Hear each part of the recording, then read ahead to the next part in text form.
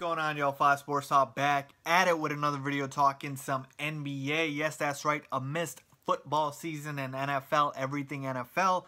I'm still here to talk some NBA with you guys, but do not worry for the NFL fans. There will be plenty of NFL content coming out very shortly as the season starts, so make sure you guys are subscribed for that. But with that being said, let's talk about today's topic, in which we are talking about, like I mentioned, the NBA, and we're talking about John Wall, who basically comes out and he says, he's like, yo, listen, I'm the best two-way point guard in the NBA, bar none. And I like how he said two-way point guard, not player, because we all know who that is, okay?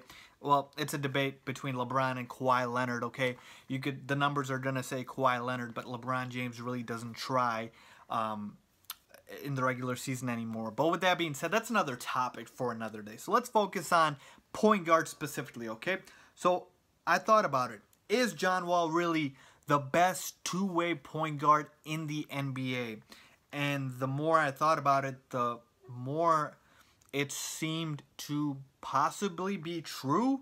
So I looked at who are the perennial candidates. So we look at the best point guards, right? We're not going to look at, you know, just the best defenders at the point guard position. So with that being said, then you get to the guys here, and there's really only three guys up for debate here, okay? So sorry, Steph. Sorry, Kyrie. Sorry, Damian Lillard. Sorry, James Harden, if you want to count him as a point guard since he played it last season. But sorry to those guys who are top players in this league, top point guards in this league, excuse me. But they are porous defenders. I notoriously pick against these guys when I'm playing daily fantasy. You know, whoever Steph's guarding, whoever's Damian Lillard's guarding, whoever Kyrie's guarding, because these guys just get abused on the defensive end, and they are known for being bad defenders for a reason. So they automatically get thrown out here, so which leaves me with just three guys. Of course, John Wall, Russell Westbrook, and Chris Paul. So between these three guys, really then, who is the best two-way point guard in the NBA? We all know two-way means both ends of the floor. So obviously, one of these three guys' numbers on one side of the floor completely trumps the others. And of course, I'm talking about Russell Westbrook, okay? Whose numbers were off the charts last season, in which he averaged a triple-double. So John Wall and Chris Paul can't compete with that. But with that being said, here's the thing. Russell Westbrook is actually going to be the first guy off of this list in terms of these three names. And the reason is because last year, his numbers defensively don't come close to Chris Paul and John Wall's. And I'll break that down for you guys real quick. And I think part of the reason is because of all of the energy he exerted on the offensive end, you know, carrying the OKC Thunder and getting those triple doubles, and he just did not have enough energy on the defensive end. And it makes sense. Am I advocating for it? No. Players should play defense, but Russell Westbrook was the OKC Thunder, okay? So with that being said, love Russ. Offensively better than any point guard in the league. It's not even close. Look, guys, he was the MVP, okay? Come on. All right, let's get past that. But since we're talking two-way point guard, I have to stick by the rules here. So I'm going to take out Westbrook from this discussion just because his defensive numbers don't stack up close enough with John Wall and Chris Paul. So then we move on to John Wall and Chris Paul, and really we're going to look at first the offensive numbers here. And Chris Paul last year averaged just about 18 points, 9.2 assists, 5 rebounds, 47.5% from the field, 41.1% from three, 2 steals a game, and 0.1 blocks a game for Chris Paul. Conversely, we look at John Wall, averaged 23 points, 10.7 assists, 4.2 rebounds, 45% field goal shooting, 32.7% from three, 2 steals, and 0.6 blocks. So I'm getting better scoring from John Wall. I'm getting more assists from John Wall. Chris Paul slightly wins in the rebounding battle, but you can pretty much call that a wash. Chris Paul is a better shooter, specifically from three-point percentage. He shot over 40% last season. Steals-wise, they're both about equal, and blocks, John Wall is slightly better, okay? So offensively, who do I give the edge to? I want to give it to John Wall, and the reason I want to give it to John Wall is with his statement saying he's the best two-way point guard in the NBA. I don't believe it's just for now. I think it's moving forward. And am I betting on a 32-year-old Chris Paul or a 26-year-old John Wall? I think I'll take my chances with the 26-year-old John Wall, as I think he's only ascending and Chris Paul is declining. But like I said, scoring-wise, I think John Wall has better array of arsenal on the offensive end. Blazing speed. He can get to the rim with just about anybody, better than Chris Paul with that. Chris Paul is more shifty, and he's better in the mid-range game. But John Wall's mid-range game has also improved, okay? Now his three-point shooting still needs some work, and that is where Chris Paul has that one big advantage over John Wall. But like I said, I will take Wall at this stage of his career. I mean, I still think CP3 is probably next to LeBron the best passer in the game, but John Wall is right there. But like I said, I think at this point John Wall has more tools on the offensive end of the floor, and you can see, as evident by the numbers, that it is true. So let's move on to the defensive end. I'm gonna need you guys to bear with me here because it's really hard to judge a player defensively, okay?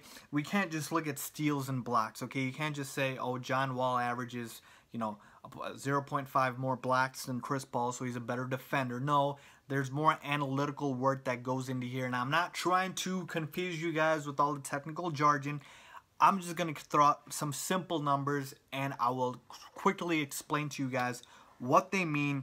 We're talking field goal differential, field goal percentage differential, on-off differential, and what exactly these numbers mean, and then we'll give you the stats for John Wall and Chris Paul. So field goal percentage differential is indicating a player is holding his assignments below typical shooting percentage. So anytime John Wall guards somebody, are they shooting better than they usually do or worse than they usually do? Same with Chris Paul. So that's field goal percentage differential. Then we do on-off percentage differential, which is indicates a player's team has a lower defensive rating with him on the floor. So how is your team's defensive rating when you are off the floor? Okay, does it go down?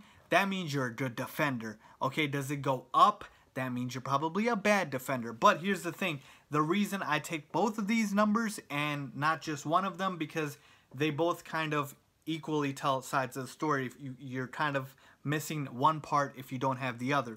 And so if I take those two, we look at Chris Paul's on-off. We'll start with his field goal percentage differential. It's minus 9.7. That's really freaking good, okay? That means he holds his opponent's field goal percentage to 9.7, okay? Less than they usually shoot. John Wall's is minus 3.4. So it's still very good, but not as good as Chris Paul's.